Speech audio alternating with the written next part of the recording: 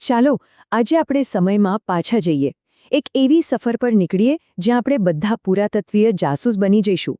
આપણું મિશન ગુજરાતની ધરતીમાં છુપાયેલા એક પ્રાચીન શહેર રંગપુરના રહસ્યને ઉકેલવું. આ ખાલી પથ્થરો અને માટીની વાત નથી, આ તો એક એવી કહાની છે જે આપણે હજારો વર્ષ પાછળ લઈ જશે. તો સવાલ એ થાય કે જ્યારે કોઈ કહેવાવાળું હાજર ન હોય ત્યારે એક આખું ખોવાયેલું શહેર પોતાની વાત કેવી રીતે કરે? વેલ, જવાબ એના અવશેષોમાં જ છુપાયેલો છે. જેમ કોઈ જાસૂસ નાના નાના પુરાવાઓ જોડીને આખી ઘટના ઉકેલે છે, બસ એ જ રીતે પુરાતત્વવિદો પથ્થરો, માટીના વાસણો અને ખંડેરોમાંથી ભૂતકાળને ફરીથી જીવંત કરે છે. અને આપણી આ તપાસમાં આ જ આપણા મુખ્ય સુરાગ છે. તો ચાલો હવે આપણી તપાસની શરૂઆત કરીએ. આપણું પહેલું ક્રાઇમ સીન છે રંગપુર, ગુજરાતમાં આવેલું એક પ્રાચીન સ્થળ, જેની શોધે ઇતિહાસકારોને પણ વિચારતા કરી દીધા હતા. ઓકે, તો ચાલો આખી વાતને શરૂઆતથી સમજીએ. વાત છે 1930ના દાયકાની, જ્યારે આ જગ્યા પહેલીવાર મળી ત્યારે શરૂઆતમાં તો એ ખાલી એક માટીનો જૂનો ટેકરો જ લાગતો હતો. પણ જ્યારે પુરાતત્વવિદોએ ત્યાં ખોદકામ શરૂ કર્યું અને મળેલી વસ્તુઓનું વિશ્લેષણ કર્યું, ત્યારે તો જાણે ઇતિહાસનો એક આખો નવો દરવાજો ખુલી ગયો. ખબર પડી કે આ કોઈ નાની સૂની વસાહત નહોતી, પણ ભારતની સૌથી પ્રાચીન અને વિકસિત સભ્યતા હડપ્પન સંસ્કૃતિનો જ એક મહત્વનો ભાગ હતી. સ્થળ તો મળી ગયું, પણ હવે શરૂ થાય છે અસલી કામ. હવે આપણે એક સારા ડિટેક્ટિવની જેમ પુરાવાઓની ઊંડાણપૂર્વક તપાસ કરીશું. અને આપણો પહેલો અને સૌથી મોટો પુરાવો એ છે શહેરની પોતાની ડિઝાઇન, એની બ્લૂપ્રિન્ટ. રંગપુરના ખંડેરોને જોતાં જ એક વાત તરત જ મગજમાં આવે છે, અને એ છે કે આ કોઈ જેમ તેમ આડેધડ વસી ગયેલું ગામ નહોતું. ના, આની પાછળ એક ચોક્કસ વિચાર, એક માસ્ટર પ્લાન હતો.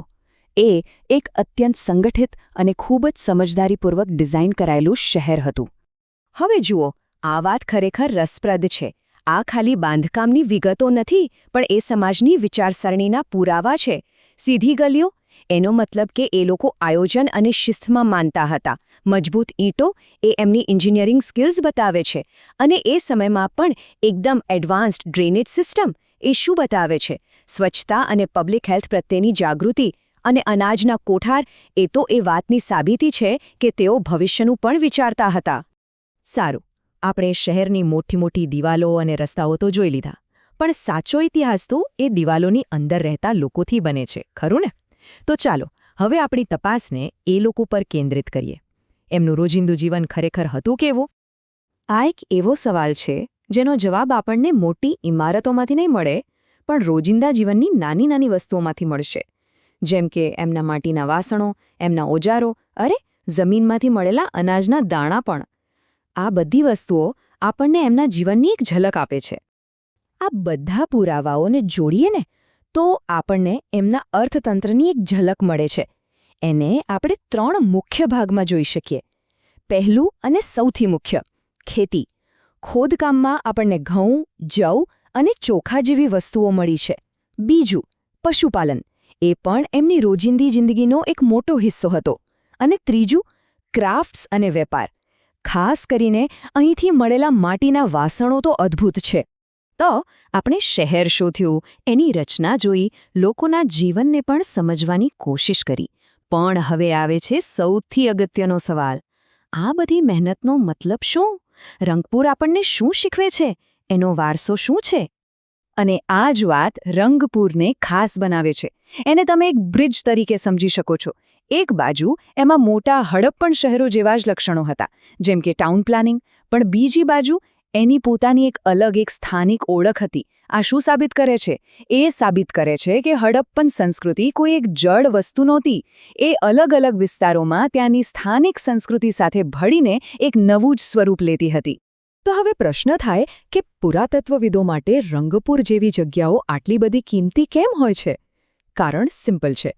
આ જગ્યાઓ આપણને એવા સમયમાં લઈ જાય છે જેનો કોઈ લેખિત ઇતિહાસ નથી.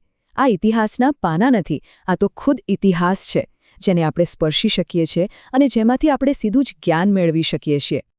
તો ચાલો આખી ચર્ચાના મુખ્ય મુદ્દાઓ ફટાફટ રિવાઇઝ કરી લઈએ. 3 વસ્તુઓ ખાસ યાદ રાખવાની છે.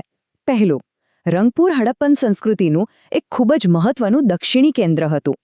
બીજું, એ વાતનો જીવતો જાગતો પુરાવો છે કે કેવી રીતે મોટી અને સ્થાનિક સંસ્કૃતિઓ એકબીજા સાથે ભળી જતી હતી. અને ત્રીજું, પ્રાચીન ભારતના વ્યાપાર અને સમાજને સમજવા માટે રંગપુર એક ચાવીરૂપ કડી છે. અને હવે જતાં જતાં એક સવાલ તમારા માટે.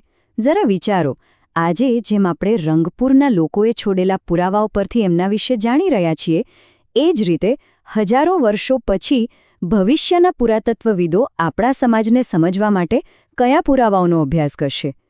આપણે આપણા સમયની કઈ નિશાનીઓ, કઈ વાર્તા પાછળ છોડીને જઈ રહ્યા છીએ?